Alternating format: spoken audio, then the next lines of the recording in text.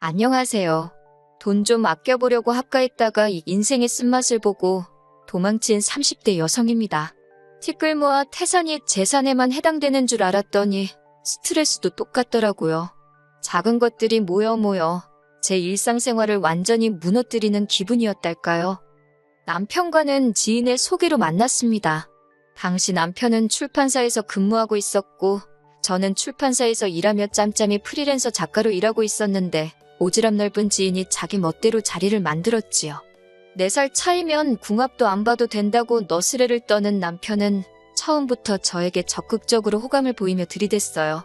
저는 대학교 졸업 후 연애를 한 번도 하지 않아서 그런 남편의 대시가 싫지 않았고요. 그렇게 한 달 정도 알아가는 시간을 갖고 저희는 사귀게 되었습니다. 남편과 연애를 시작할 때만 하더라도 저는 26이었고 남편은 30이었어요. 그렇다 보니 남편에 비해서 결혼에 대한 압박이나 스트레스가 없었지요. 하지만 남편은 처음부터 저를 결혼 상대로 보고 있었다고 하더라고요. 그래서인지 사귄 지 2년 만에 남편이 저에게 결혼 이야기를 꺼내대요. 솔직히 그것도 저는 빠르다고 생각했는데 남편은 신혼 1, 2년 즐기고 나면 자기 나이가 30대 중반이라고 그럼 언제 아들 딸 낳고 사느냐고 저를 졸라댔어요. 시부모님이 저희 친정부모님에 비해 나이가 10살 가까이 많으신 것도 남편이 결혼을 서둘렀던 이유 중 하나였고요. 지금 돌이켜서 생각해보면 남편이 애가 탔건 말건 제가 준비가 안 됐으면 결혼은 하지 말았어야 하는데 그때는 애걸복걸하는 남편이 안 돼 보이기도 했고 한편으론 나를 얼마나 사랑하면 저럴까 싶더라고요. 그래서 그의 끈질긴 프로포즈를 거절하지 못했습니다.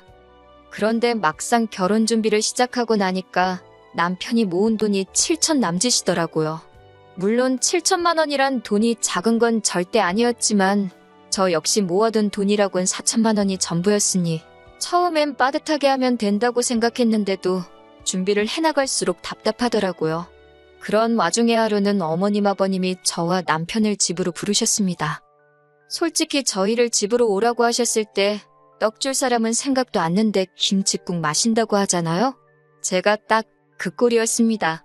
어머님 아버님이 은근히 빨리 결혼했으면 하고 남편을 통해 하신 말씀도 있었고 그러니 지금이라도 도와주시려고 하나 보다 그런 기분 좋은 상상을 하며 시댁으로 향했어요. 하지만 어머님이 꺼내신 말씀이 생각지 못한 것이었습니다. 저와 남편에게 합가를 제안하셨거든요. 사실 어머님 아버님 재산이 얼마나 되고 그런 건 지금도 전 잘 모릅니다. 궁금한 적도 없었고 관심도 두지 않았어요. 그래도 저도 보는 눈이 있고 들려오는 게 있으니 어느 정도 추측은 할 수 있었지요. 적어도 어머님 아버님 두 분이 살고 계시던 단독주택은 몇 억은 갈법한 것이었습니다. 물론 그마저도 빚이나 대출이 있던 건 나중에서야 알게 되었네요. 아무튼 어머님께선 어차피 집이 1, 2층으로 나뉘어져 있으니 저희더러 들어와 살라셨습니다. 한 3년 들어와 살면서 가족끼리 친해지고 돈도 바짝 모아서 나가라고요. 솔직히 어머님 말씀을 듣고 여러 가지 복잡한 마음이었습니다. 대출을 안 받으면 이자를 절약할 수 있는 데다가 어머님 댁에 살면 월세도 아낄 수 있었으니까요. 그러면 정말 어머님 말대로 돈 바짝 모아서 3년 안엔 뭐가 돼도 되겠다는 생각이 들대요. 그런데 이 이야기를 친정부모님께 하니 특히나 친정어머니가 말씀하시길 합가는 쉬워도 분가는 어려운 법이라며 잘 생각하라는 겁니다. 하지만 친정어머니도 저를 강하게 말리지는 못하셨는데 그게 저희 친정의 사정이 여의치가 않거든요. 친정어머니 입장에선 당신이 달리 도와줄 방법이 없었으니 차마 끝까지 나서지 못하셨던 것 같아요. 그렇다고 합가를 하게 된 게 친정어머니 탓이란 이야기는 절대로 아닙니다. 친정어머니의 말씀과는 별개로 저는 당시 빠듯한 예산 때문에 돈에 대한 욕심이 물이 올라있던 상황이었거든요. 그래서 시댁에서 살면 어떤가, 옛말처럼 벙어리 3년 귀머거리 3년 하고 말지 그런 아니란 생각을 했어요. 그리고 회사에서도 눈치 빠르고 일 잘한다 소리를 듣고 지냈으니 시집살이도 비슷하게 잘 해낼 줄 알았지요. 어머님께서는 비록 한 집에 살지만 살림은 따로 했으면 좋겠다며 저에게 혼수를 해오길 바라셨습니다. 남편과는 상의 끝에 허례허식의 상징인 예단이라던가 예물도 생략하기로 한 상황이었고 혼수도 서로 자취하면서 쓰던 거 가져다 쓰자고 얘기가 되어 있었는데 뜬금없이 어머님이 혼수를 말씀하시니 당황스럽더군요. 어머님은 식기세척기를 놔라, 스타일러도 필요하지 않냐 별의별 걸 다 들이대셨지만 저는 고민 끝에 냉장고랑 세탁기만 드렸습니다. 그랬더니 어머님께서 왜인지 꽤나 실망하신 눈치였어요. 그렇게 냉장고랑 세탁기가 들어오던 날 하마터면 어이없는 일을 겪을 뻔했습니다. 어머님께서 저는 자꾸 방에 들어가 있으라 하시면서 배달기사님들께 저희 가전을 어디다 놓을지 진두지휘를 하시려 들었거든요. 결국 어머님의 강요에 못 이겨 방해한 이분이나 있었을까요?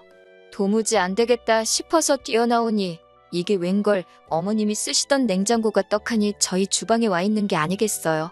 불이 나게 내려가니 세탁기도 그렇게 바꿔치기가 되는 와중이었고 제가 기사님들한테 아니라고 새거가 2층에 와야 한다니까 어머님께서 이미 다 설치했는데 왜 사람들 힘들게 하냐입니다.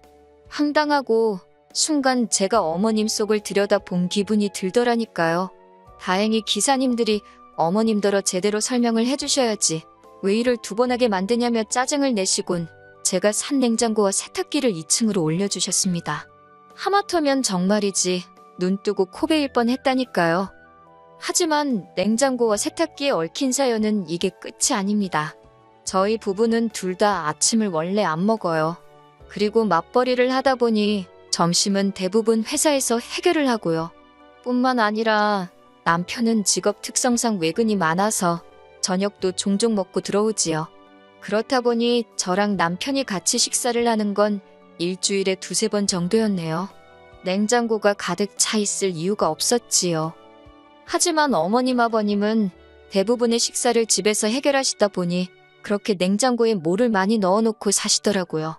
게다가 어머님께서는 장을 볼 때 한두 개만 사는 건 너무 손부끄럽다 하시면서 무조건 10개, 20개씩 사시는 분이었습니다. 문제는 아무리 두 분이서 삼시세끼를 집에서 해결하신다고 해도 같은 식자재를 그렇게 많이 사두시니 결국엔 질려서 못 드시고 있는지 몰랐어서 못 드시고 쓰레기로 낭비되는 일이 잦았어요. 하지만 그럼에도 불구하고 어머님은 그런 쇼핑 습관을 버리지 못하시고 그렇게 매번 대량으로 구매를 하셨습니다. 그러다 당신 냉장고가 가득 차니 그 식자재를 들고 저희가 지내는 2층으로 올라오시대요. 그러면서 제가 쓰는 냉장고에 온갖 냄새나는 것들을 다 가져다 놓으셨습니다. 한 번은 드시던 청국장을 뚜껑도 덮지 않고 그냥 냉장칸 안쪽에 숨겨두신 일도 있었지요. 제가 그렇게 후각이 예민한 사람도 아닌데 그 청국장을 발견했을 땐 어찌나 괴롭고 열받던지. 그리고 얼마 지나지 않아서 냉장고 안에 여기저기 끈적하게 뭔가 눌러붙은 자국을 보게 되었는데 그땐 정말 비위도 상하고 더는 못 참겠더라고요. 그래서 결국 제가 어머님께 저희 냉장고에다 뭐라도 두실 거면 제발 뚜껑 잘 닫으시고 지퍼백에다 넣어달라 했어요. 그랬더니 어머님께서 하신다는 말씀이 한 집 살면서 니 거 내 거가 어딨냐입니다.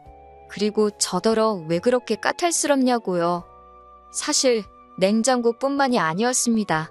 한 번은 제가 이불 빨래를 하려고 세탁기를 열었는데 그 안에 낯선 운동화가 있더라고요.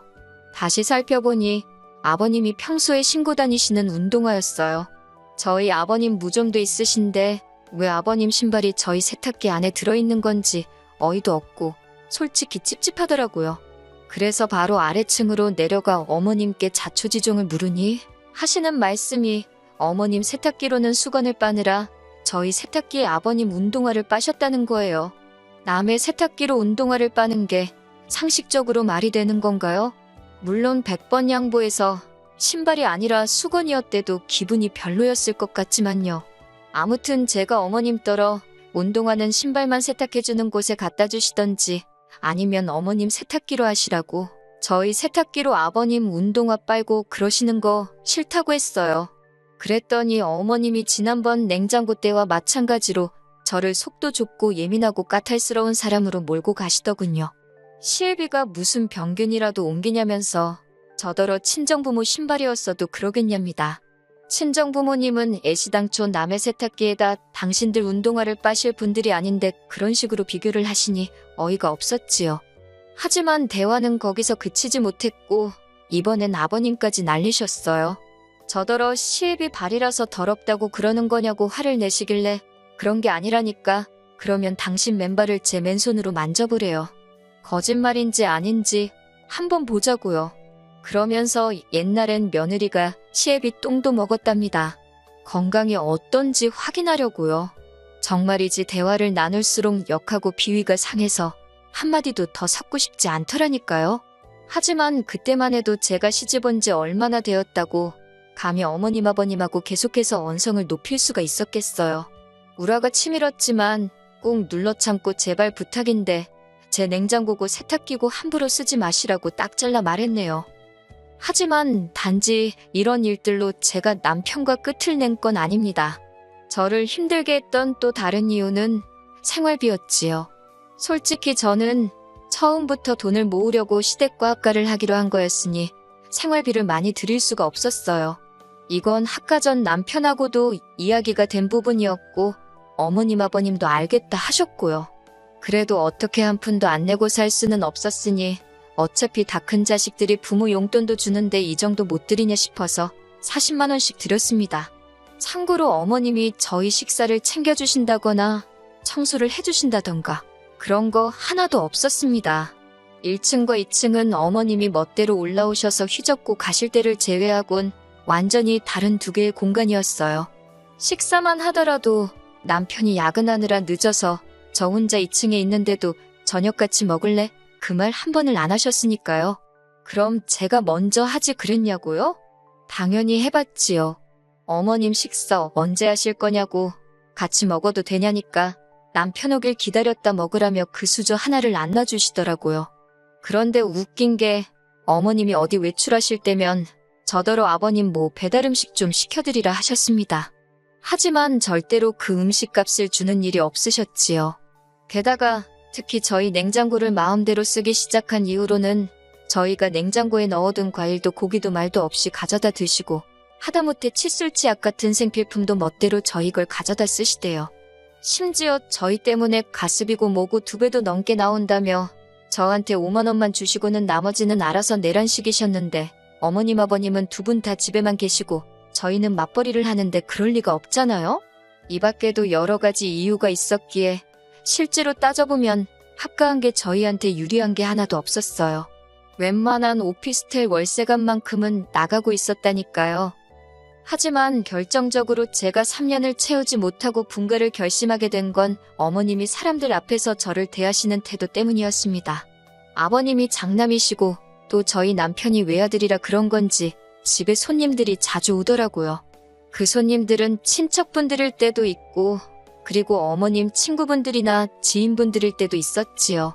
평일엔 제가 출근을 하니 그나마 나은데 문제는 주말이었습니다. 남편은 주말에도 출근을 해야 하는 일이 종종 있었는데 아무래도 영업직이다 보니 어쩔 수가 없었지요. 그런데 어머님이 어떻게 귀신같이 남편이 늦거나 없는 날만 골라서 그렇게 주변 분들을 집으로 부르시대요. 그래놓고는 저한테 이거 해라 저거 해라 심부름을 너무 많이 시키셨어요. 그래서 나중엔 손님 오는 날이면 일부러 귀가를 늦춰보기도 했는데 그러면 여지없이 어머님 주변 분들 입방아에 오르내리기 일쑤였습니다. 그러면서 늘 하시는 말씀이 그 여자들이 나를 뭐로 보겠냐. 며느리한테 시애미 대접도 못 받고 산다고 흉볼 거 아니냐. 저를 싹싹하고 착한 며느리라고 여기저기 자랑해놨는데 자기 체면이 뭐가 되냐고 제 탓을 하시대요.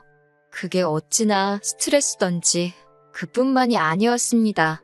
제가 주말에 친구를 만나거나 친정에라도 가려고 하면 눈치를 그렇게 주시더라고요. 친정 문턱 달아 없어지겠다고 하시질 않나. 그렇게 맨날 친구들 만나면 돈은 언제 모으냐. 한 2년 가까이 그렇게 시달리며 살다가 돌아보니 돈은 돈대로 모이지도 않고 저는 저대로 스트레스 때문에 살이 6kg도 넘게 빠졌대요. 그래서 남편한테 더는 이렇게 못 살겠다고 대출을 받더라도 아니 반지하에서 시작을 하더라도 나가자 했습니다. 당신은 집을 비우는 날이 많고 그리고 당신 부모님이라서 심각성을 모르는 것 같은데 나는 이제 어머님이 2층에 올라오시기만 해도 심장이 쿵쾅거리고 화가 난다고. 그랬더니 남편이 고작 한다는 말이 그렇다고 이렇게 나가면 앞으로 어머님 아버님하고 불편해서 어떻게 지내냐는 겁니다. 나갈 땐 나가더라도 풀건 풀고 나가야 하지 않겠냐고 시간을 좀 가져보재요. 하루도 더는 못 견디겠으니 이런 말을 하는 거라고. 내 말 못 알아듣겠냐고 제가 소리를 질렀습니다. 결국 이러다 내가 어머님한테 무슨 짓을 할지 모르겠다고 악을 쓰니 그제서야 남편도 표정이 심각해지더라니까요. 그리고는 한 일주일이나 지났나 남편이 어머님 아버님께 제가 너무 힘들어해서 분가하겠다고 말씀을 드렸나 봐요. 그랬더니 어머님이 난리가 나신 거지요. 당신이 시집살이를 시키기를 했냐, 뭐랬냐, 근데 뭐가 힘들다는 거냐고. 그럴 것 같으면 저더러 혼자 나가 살랍니다. 그런데 여기서 남편이 보여준 태도가 문제였어요. 며칠 전만 하더라도 제 편을 들어주던 남편이 어머님의 말에 동조를 하더라고요. 자기가 봐도 어머님이 저를 힘들게 한 건 딱히 없는 것 같은데 제가 그냥 시자로 시작하니까 무조건 색안경을 쓰고 보는 건 아니냐고요. 그리고 그 이유를 알게 되는 데는 오래 걸리지 않았습니다. 어머님이 남편한테 차를 사주셨더라고요. 남편이 그렇게 사자고 졸랐는데 제가 집부터 사야 된다고 안 된다 했던 차였습니다. 어머님이 차 사주는 조건으로 저를 잘 달래라고 했대요. 제가 남편더러 어머님께 차 돌려드리라니까 저더러 진짜 왜 이렇게 꼬였냐입니다. 그러면서 절대 안 된다고 하대요. 그래서 제가 그럼 헤어지자고 했습니다. 나는 친정으로 갈 테니 그리 알라고요. 남편은 제가 허풍 떤다고 생각했던 모양이에요. 기어이 이튿날 어머님이 사주신 차를 끌고 출근을 했더라고요. 그런 남편의 뒷모습을 보고 있으니 어찌나 허탈하던지 저는 짐을 쌌고 용달을 불러서 세탁기랑 냉장고도 실었습니다. 어머님께선 그 광경을 보시더니 저더러 끝까지 이렇게 해야겠냐고 한마디 하시대요. 뭐라고 받아쳐서 한 방 먹일까 생각하다 그냥 건강히 잘 지내시라고 인사 한번 드리고 제 짐만 싹 빼서 나왔네요. 남편과는 혼인신고가 되어 있지 않았는데 별다른 이유는 없었어요. 아무래도 둘이 공동재산으로 형성한 재산이 딱히 없다 보니 오히려 돈 관리하기 헷갈릴 것도 같았고 세금에 대한 지식이 별로 없다 보니 혼인신고를 하면 괜히 폭탄 맞는 거 아닌가 하는 무식한 두려움도 있었거든요. 그런데 참 다행이다 싶더라고요. 그렇게 남편과 갈라서게 된 지 벌써 3개월이 넘었습니다. 그리고 얼마 전 우연히 저희 소개팅을 주선했던 주선자를 마주하게 되었지요. 주선자는 저를 위로한답시고 제 손을 양손으로 꼭 잡더니 그래도 어른들하고 살면서 가풍도 익히고 좋은 경험이 되지 않았냐면서 자기가 개인적으로 저희 남편을 알아서 하는 말인데 그렇게 괜찮은 남자가 없다면서 어머님 아버님 돌아가시면 어차피 그 재산 다 저랑 남편한테 돌아오지 않냐고 혀를 차면서 저더러 성질 좀 죽이지 그랬냐고요. 그런 소리를 듣고 있으니 지인 입을 확 고매버릴까 싶더라니까요.